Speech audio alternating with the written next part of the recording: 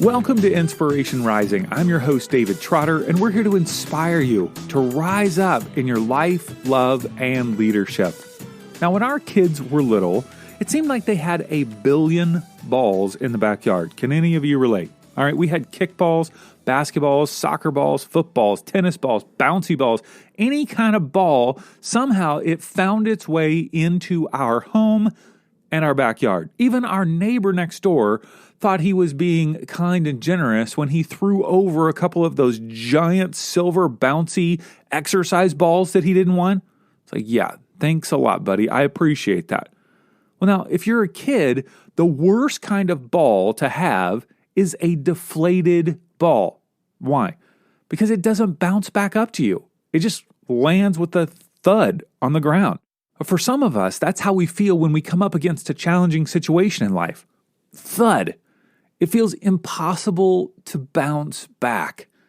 Now, that challenge that we come up against may be as simple as a tough day at work, a hard commute, or it could be as difficult as our kid going off to college, or a scary health diagnosis, a challenging marriage, or you fill in the blank with whatever your own challenge is. If you're feeling deflated, bouncing back with energy and momentum and vision can feel near impossible. It feels like just getting through the day is enough. Get me to Friday is how I feel when I am deflated. Well, that's why I'm excited for you to hear from Anne Grady today. Not only is she a best-selling author, two-time TEDx speaker, and resilience expert, but she's the mother of a child with special needs. And in 2014, had an avocado-sized tumor removed from her face. What the heck? She has experienced some serious challenges in her life, and she knows what she's talking about when it comes to cultivating resilience. All right, let's jump into my conversation with Anne Grady. Well, Anne, thanks so much for taking time to hang with us today. I appreciate it. Thank you so much for having me. It's a pleasure. Well, I want to know your take on this word resilience. We've talked to several women on the podcast about this word because I don't think it's trendy. I think it's just needed, So what is resilience in your mind and why is it so important? Yeah, it's a great question. A lot of people think that grit and resilience are synonymous, and they're not. So, when you talk about grit, I'll start there. Grit is basically this rugged passion and perseverance toward a goal that is important to you. It's something that you're really doggedly determined to accomplish. Resilience is you're going to get knocked down in pursuit of that goal or just in life in general. And resilience is your ability to get back up after you've been knocked down. It's really your ability to not just survive challenging times and overcome adversity, but to thrive as a result and really grow from it. Okay. So why is that important in the context? I mean, this may be an obvious question, but I just want to hear from your perspective. Why is that important in life, in parenting, in relationships, in business?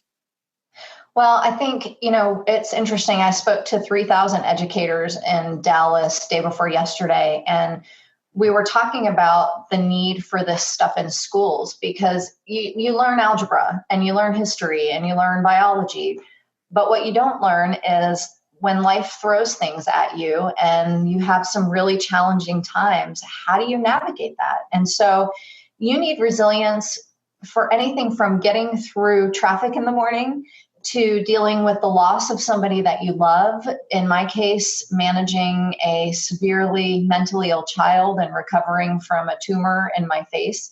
We all have, I share my story and people say, oh gosh, well, mine is nothing compared to yours. And it's like, that's called comparative suffering. We all struggle at 100%. Whatever we're going through, it's relative and it's real to us. And so different people need resilience at different times and for different reasons. For some people, sitting in traffic's no big deal. They listen to an audiobook and they chill out. And for others, it's a source of complete road rage and a full-blown mental breakdown. So everybody needs resilience in different areas of their life. What I've learned is that these are skills and habits and behaviors that you can build proactively. And I think a lot of people think, well, I've got to wait till something goes hellaciously wrong to be able to build resilience. And it can't be farther from the truth. These are things that you can do proactively to cultivate these skills so that when you need them, they're there. Okay. So I want to get back to that, the cultivating them, but you just glossed over two really challenging things. A child who has some challenges and then a tumor on your face. Oh my goodness. Did these both kind of arise at the same time, or these different seasons of life, or? Yeah. So my son, I knew something. He's 16 now. My son, Evan, is 16. And I knew something wasn't right when I was pregnant. He would literally kick so hard, I would drop to the ground. My doctor joked that he'd be a soccer player. When he was born, he cried all day and all night. And we went to multiple doctors and nobody could tell us what was wrong. And when he was 18 months old, my husband left. So I was a single mom and I had a baby who was crying, 18, 20 hours a day and didn't know what was wrong. And he continued to escalate. And when he was 3, he tried to kill me with a pair of scissors. By the age of 4, he was on his first antipsychotic. By 7, he was hospitalized in his first pediatric psychiatric hospital. And I lived at the Ronald McDonald House for 2 months. When he was 10, he was hospitalized again. In the middle there, I got remarried. And we were waiting for the nurse to gather his meds. And I got a call from a doctor. I had had a massage at the airport in Austin because I had such a migraine after we admitted him. And the massage therapist felt so bad for me. She came to my house and gave me a free 90-minute massage.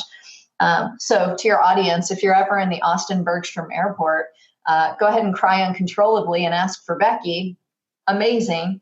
But Becky found a swollen lymph node, or so she thought, and I got it checked out, and it turned out to be a tumor in my salivary gland that we thought was the size of a dime, but ultimately was the size of like a small avocado. And so it stretched my facial nerve so much that the right side of my face was completely paralyzed. Which led to, I drooled, I had a speech impediment, I couldn't close my eye. So a couple of days after the surgery, a speck of dust scratched my cornea. So my doctor did not think that the nerve would recover. So he said, before you start 6 weeks of radiation, we've got to go ahead and put a gold weight into this upper eyelid, and we've got to stitch your bottom eyelid. Before we did the surgery, I went to Vegas for the weekend because we had been so lucky. And I thought, well, let's go to Vegas. So I did, and I fell down the stairs and broke my foot in 4 places. No way. Where do you? So yeah, lots of people need resilience. Oh, and then, there was my husband's motorcycle accident and a fall off a ladder recently, breaking his arm, ribs, and hips. So, I think the average person has 5 to 6 traumas in their lifetime. These are really necessary skills. I think I've had mine, and I'm ready for the back half to be relaxing and easy.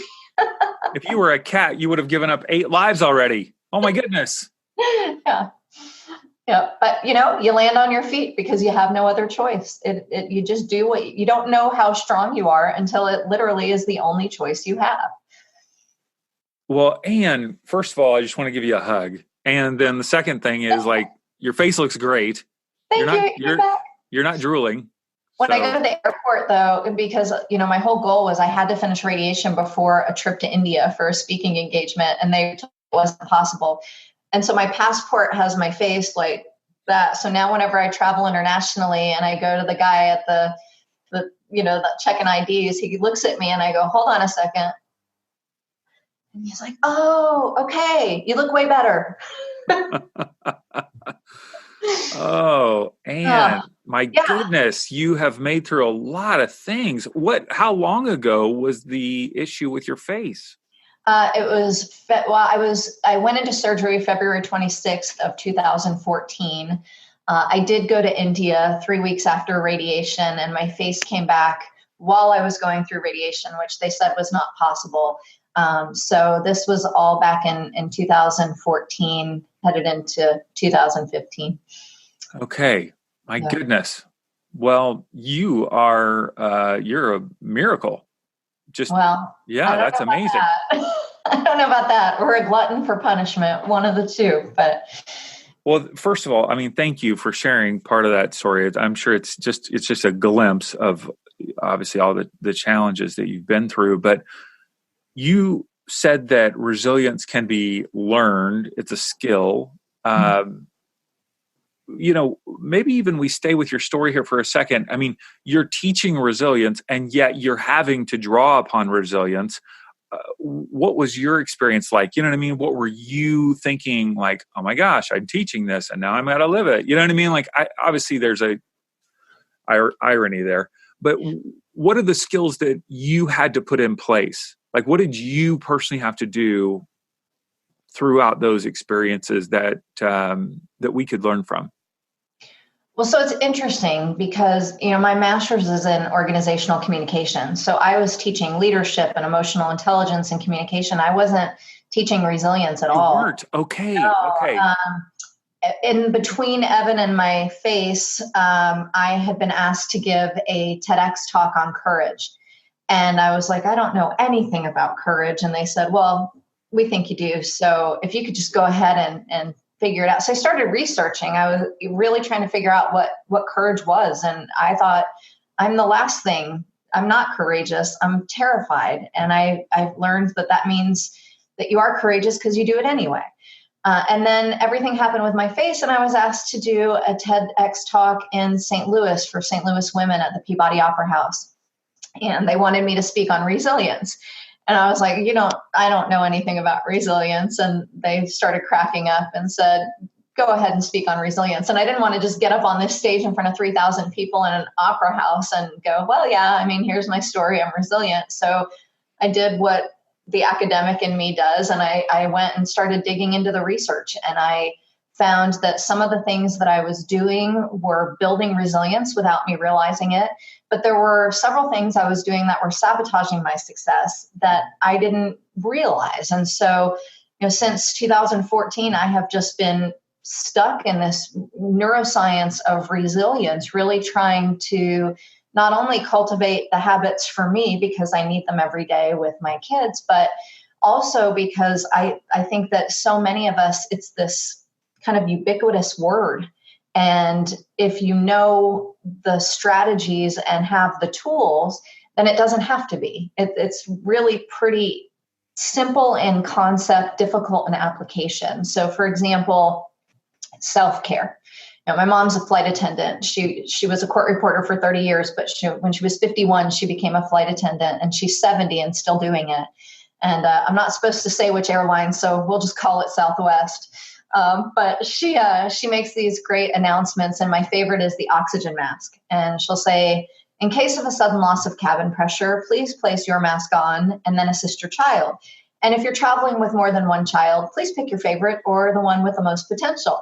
But, there's a reason they tell you to put your mask on first. And everybody kept telling me with Evan, you need to just take care of you. You really need to stop. And I thought, okay, well, I was remarried. I have a stepdaughter. I have my mentally ill son. I'm running a business. I'm trying to have a social life and maintain friendships and, do everything. I'll go ahead and take a day off and go to the spa. It just didn't sound realistic to me. So what I learned is a couple of things. One, self-care is not selfish. It is a requirement for resilience. You cannot be resilient if you are not whole. But I also learned it doesn't have to be a spa day. It doesn't have to be a relaxing massage. It could be lighting a candle while you do your taxes. It could be playing music and strategically stopping throughout your day to ask yourself, am I controlling my day or is it controlling me? It could be not eating lunch at your desk because that's linked to heart disease and anxiety and depression and stress. Like it could be staying off social media for a week because that has been found to reduce anxiety and depression by 50%. So self-care, obviously, exercise is something that I don't typically love. I'm not one of those people who gets a runner's high and can't wait to go jog in the morning. But, I was diagnosed with clinical depression when I was 19.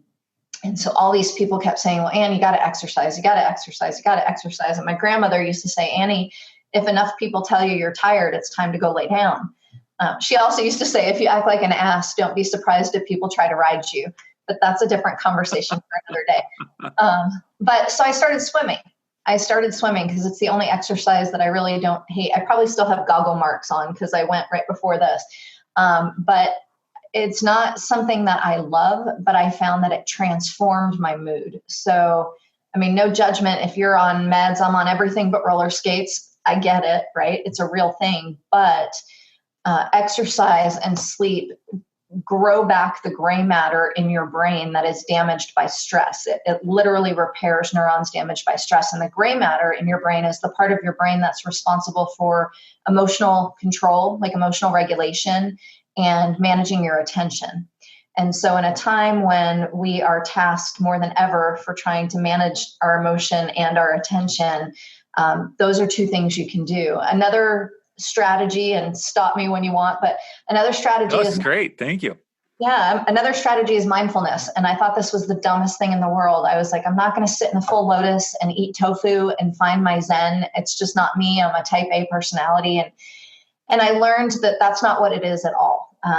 We spend 47% of our time thinking about something other than what we're doing right now. So you've thought about something other than what I've been saying. I've thought about something other than what I've been saying. We just have this constant monkey brain. We're all over the place. And mindfulness is basically, it's a brain training exercise. So meditation is one form of it. But anytime you find yourself wandering and worrying about the past, ruminating about something that happened, or, anxious about the future or anything else, if you just bring yourself back and like literally either focus on your breath or feel yourself sitting in a chair or push against your desk and feel it on your hands. That's actually called grounding. If you like push against a wall and feel it. Those are basically activities that are training your brain to focus attention where you want it rather than where it is likely to go. So since radiation, I can't turn my head in the pool. I get really bad headaches and neck tightness. And so I'm a total dork. I swim with a snorkel. I look like a total dork, but that is awesome.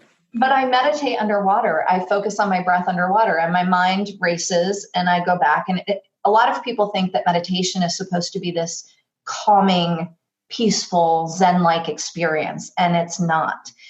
It is hard. It is very hard work. And it's frustrating because your mind is constantly wandering. That's what our mind is designed to do. I was talking to a friend who worked with a Buddhist monk, and he literally calls it your monkey brain. Your brain is like, you got all this stuff in front of you, and your monkey brain is trying to grab it all. And every time you go back to your breath, you are, again, training your brain to pay attention where you want it to go. And it makes you less likely to hit the panic button when things go wrong. It makes you less emotionally reactive. I meditate to sleep every single night. Around the 40th breath, you get bored and you just fall asleep. But 9 minutes a day is the magic number that will change your brain and grow back gray matter.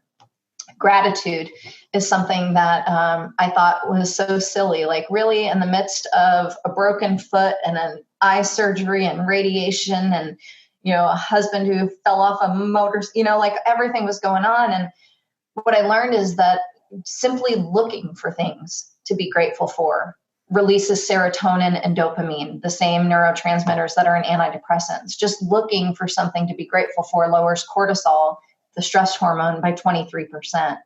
And we have something in our brain called a negativity bias. It's basically a protection mechanism. We overestimate threats. We underestimate the good stuff. But you can offset that by being very deliberate about what you look for each day. And so gratitude is one way I found that really helps that. We've actually got a gratitude challenge in our organization right now. You can find us on all kinds of social platforms at Anne Grady Group. But basically, the week of Thanksgiving, we're going to draw a name out of this giant gratitude jar that we have. And it's a $250 donation to the charity of your choice or a gift card. And all you have to do is send us in things that you're grateful for. It's just a way to kind of program your brain to start looking for the good stuff. Before we continue our conversation, I want to personally invite you to the Inspiration Rising live event on September 12th, 2019 in Orange County, California. I will be interviewing 4 female leaders about topics on which they are all experts. We've got Stacey Robbins, Dr. Bita Yedidi, Kim D. Allen, and Andrea Luna Reese. You need to be at this event. It is going to be amazing, and their words of wisdom will impact your life. Plus, you're going to have the opportunity to connect and collaborate with other Inspiration Rising listeners who will be there in attendance, and you'll want to meet them.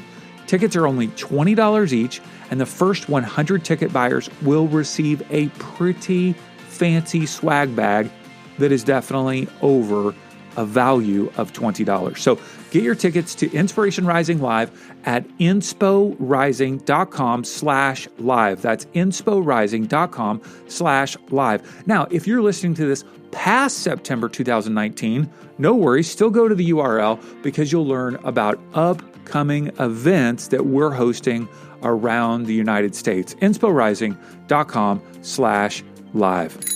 3 strategies that you just said. One was self-care. The second was mindfulness. The third was gratitude.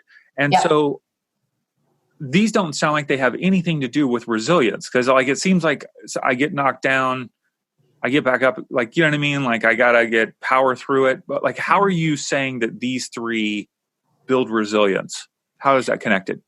Well, resilience is a mindset and a skill set and an ability to reset. Right. And so your mindset the part of that is being really deliberate about your habits. Like, which habits are you cultivating purposefully and which ones are you just living out of reactively?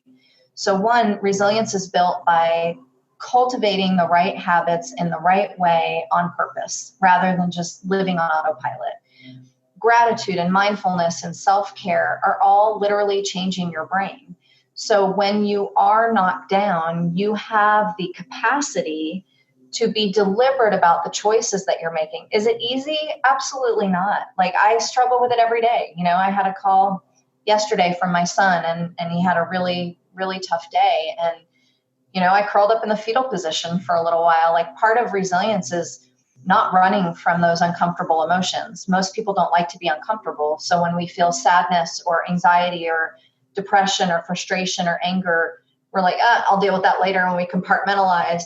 But part of resilience is learning how to process those and just sit with them and not try to run away from them. So gratitude is training your brain. Mindfulness is training your brain. Exercise is changing your brain. Humor and social connection change your brain. Being values driven is having this purpose and passion and knowing your why. Basically, I liken it to when you're in an ocean and you try to swim in a straight line, the tide will carry you off. So you're taught, if you're an open water swimmer, to aim for an immovable object like a buoy or a lighthouse.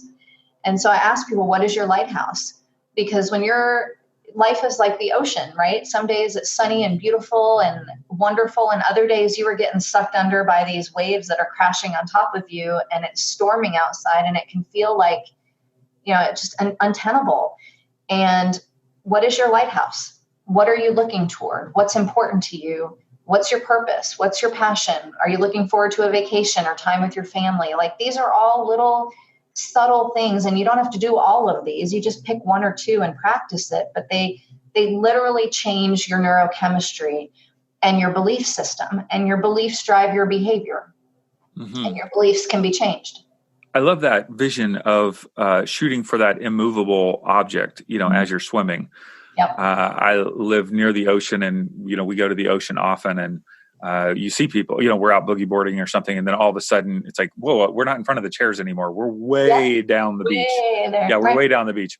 And so, like you said, the why and our values keep us focused on that immovable object. So I will have challenging days. I've run my own business for the last 11 years.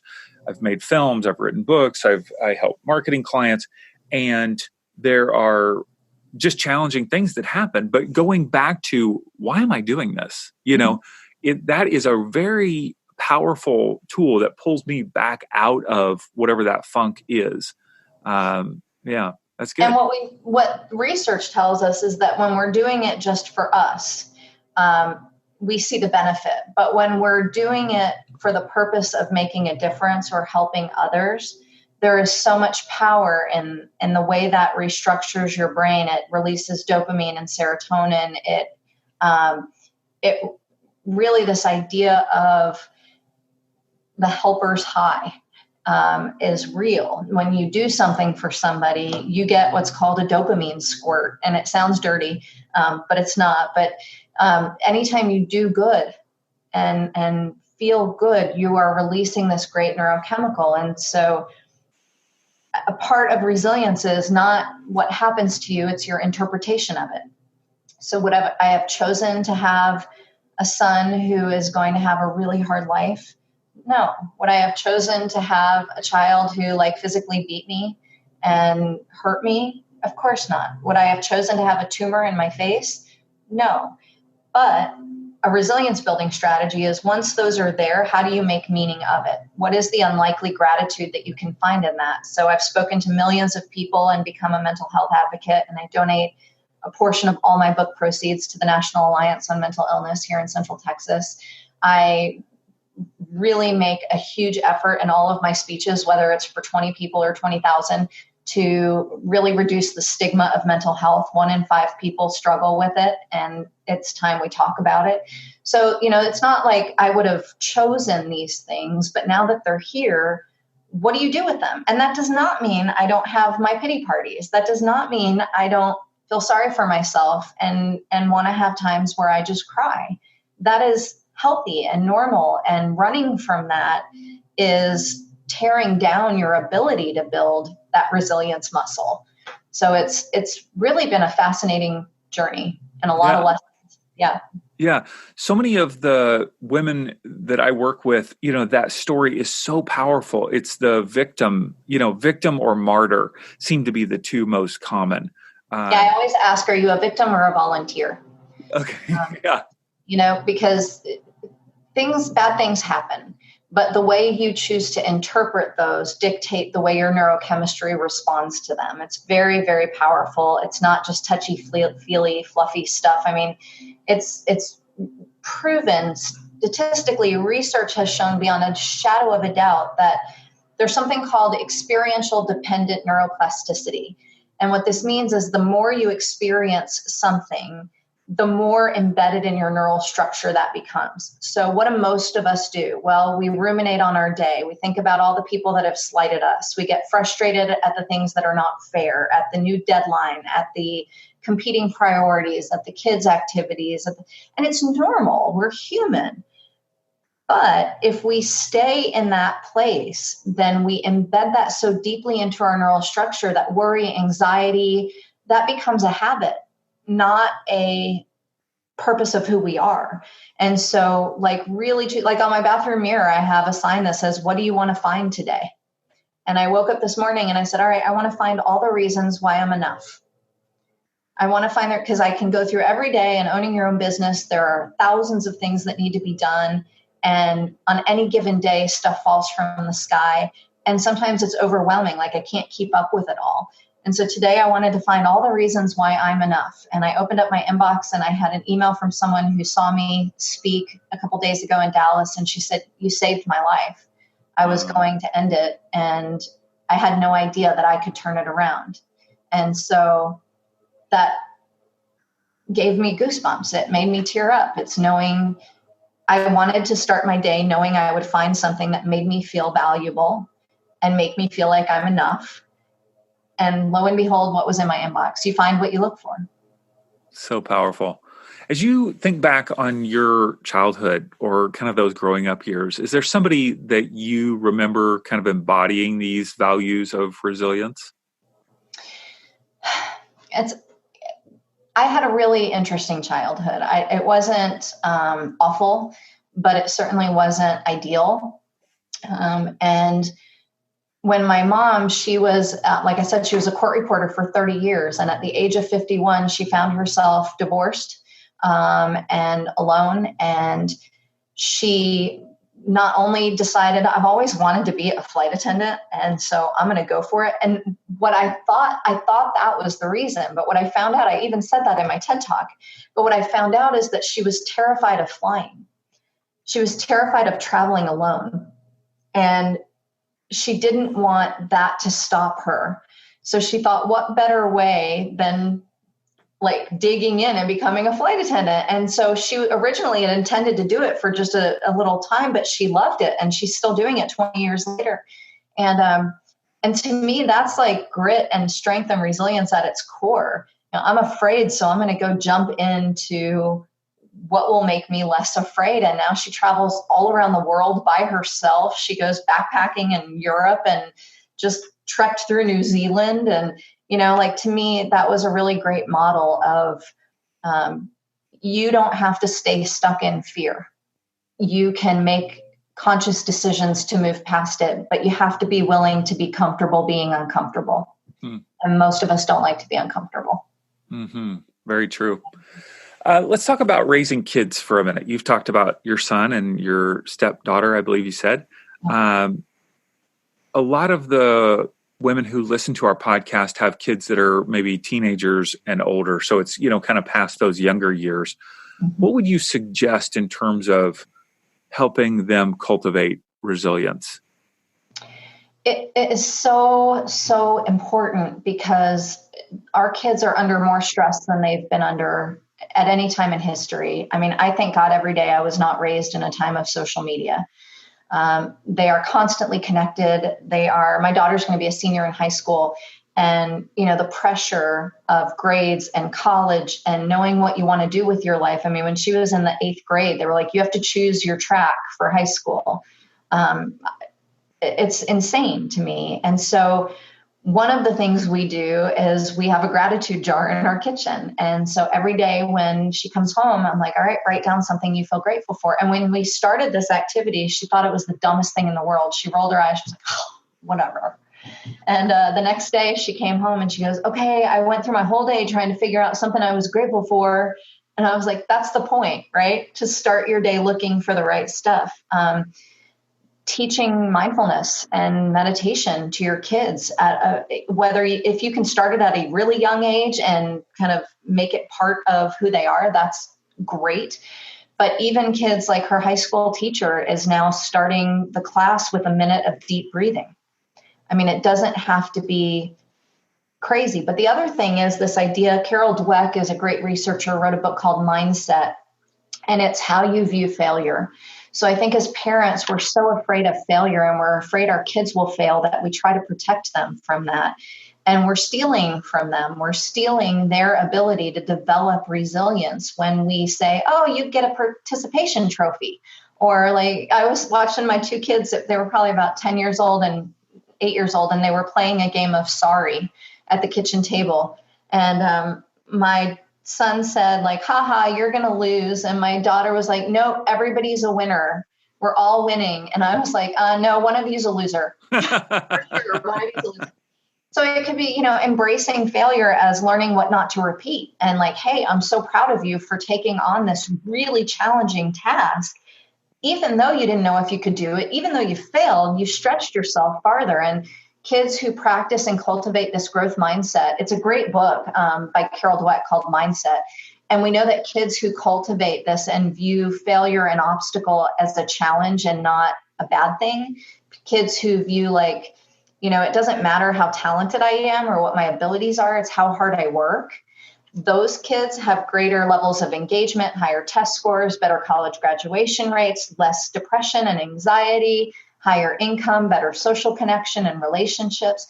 So as parents, it's like stop protecting our kids from failing and use it as a way, as a catalyst to help them get stronger. Practice gratitude. Make sure as a family, you're putting down your screens. Like the other night I found, and I teach this for a living, and I found us all sitting around in the living room on the couch watching the TV, and we were all on our own device.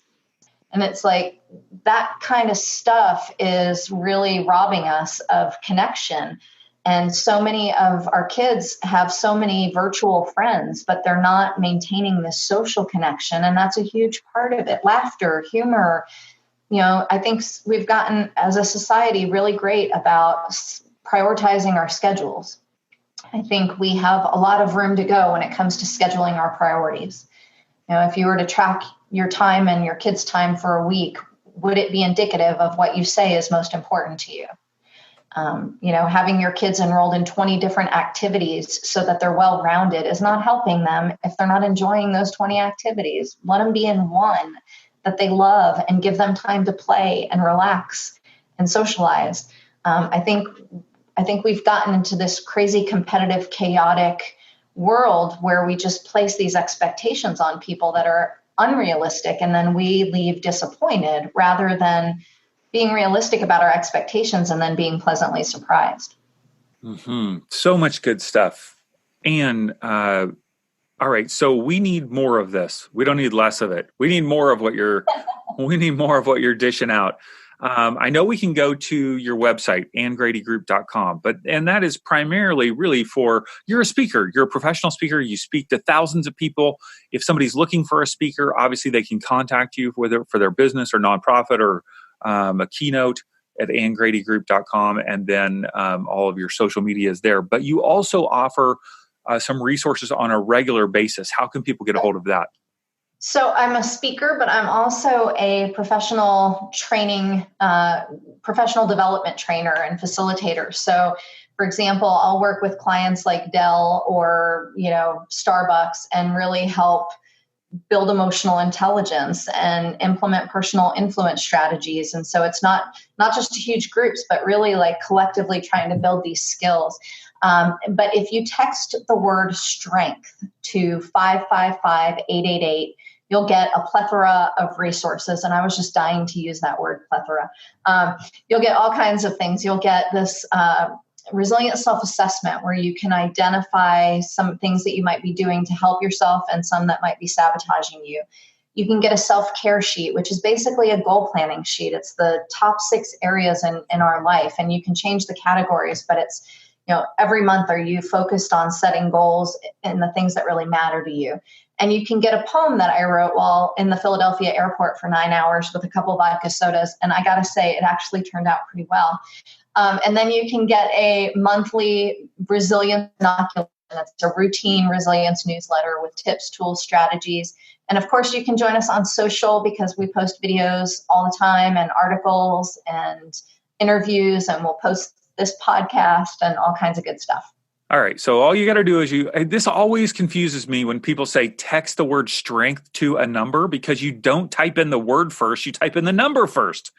So yes, you type 555-888 in your text message app. Yes.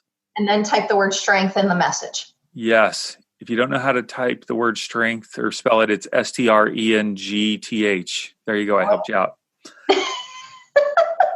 And your life is full of resilience. You are making it. And here's the deal. More than anything, you're enough. You're enough. No matter if you save that woman's life or you save 1 million people's life, you're enough. Absolutely. You have been. So is everyone listening, right? We go through every day feeling inadequate. I think a lot of us. And just know that you're enough. You're strong enough. You're smart enough. You're resilient enough. You will get through. The fact that you're still standing is proof that you have resilience. Now it's just a matter of continuing to build it and cultivate it. Some people may be laying down listening to this. Well, the fact that you're breathing. There you go. Breathing. If everything you survive, you can add to the database of things that do not defeat you. Awesome. Anne, thank you so much. Really appreciate it. Thank you. I really enjoyed speaking with you. Have a great weekend. I hope you enjoyed my conversation with Anne. My question to you is, who do you know that needs to listen to this episode? Take a screenshot, write on your phone, text it to them, or better yet, post it on your Instagram or Facebook stories and tell people to listen to it. And if you're looking for support and encouragement as you get unstuck, clarify your goals, and take your life to the next level, I want to personally invite you to join the Inspiration Rising Insiders private Facebook group. This is the place to be for exclusive coaching content that I post on a regular basis, as well as engaging conversations around our podcast topics and things that are going on in your life. Go to insporising.com/insiders. That's insporising.com/insiders. Click join, answer a couple of questions, and I'll invite you into this dynamic private Facebook group. All right, until next time, have a wonderful week.